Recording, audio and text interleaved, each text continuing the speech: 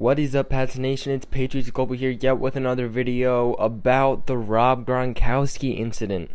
Just when everybody thinks that this stuff is starting to get better and the drama between all the Patriots and Gronk, it is all starting to blow over, we figure out Gronk will miss the start of OTAs for no acceptable excuse. We all already know that the OTA started today, which is Monday, and that Tom Brady missed because of doing something for Best Buddies.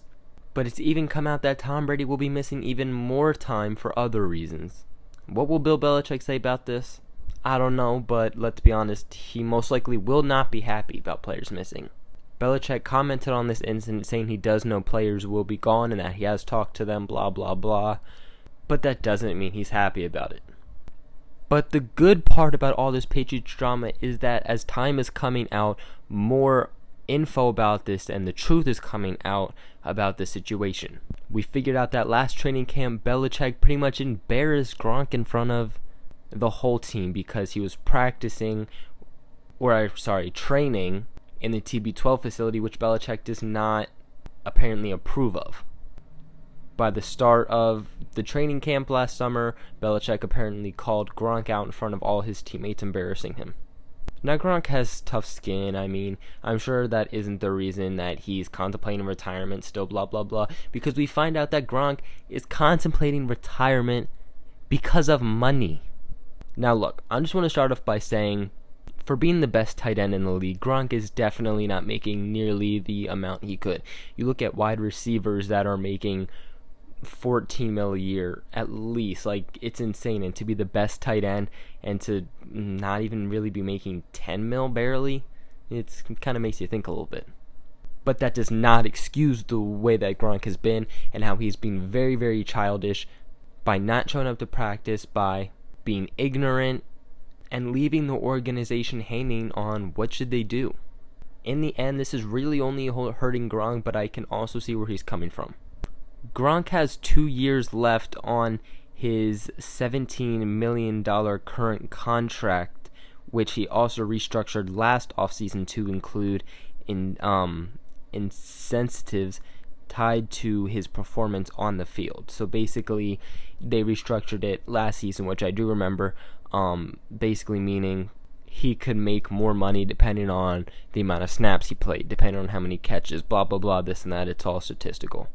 Because of these incentives, this earned Gronk an extra $5.5 million for the 2017 season, equaling a salary of $10 million for the 2017 season, which makes him the highest paid tight end in the NFL. But Gronk is only set to make about $9 million in the upcoming season, and that's with bonuses. The Patriots have nearly $14 million in cap space right now, so they could easily throw an extra couple million in Gronk's contract. And honestly, he does deserve it, but it's also been said that Gronk wants a lot of guaranteed money, which I do not agree. Gronk did pretty okay on injuries this season. There was a couple times he did get injured. He got injured in the Jags game with a concussion, and then he missed that game for the hit on Jadavius White. I think that's his name. So he ended up missing that one game. But other than that, injuries were not terrible on Gronk last season. But as we all remember, the season before, he basically missed the entire season. So basically, Gronk is pretty much due for an injury coming soon. Obviously, that's not what I want at all. That's not what anybody wants, because the Patriots are better with Gronk. Although they can do well without him, they are better with him. But he is definitely made of glass, and we can't just push that to the side like it's not a thing.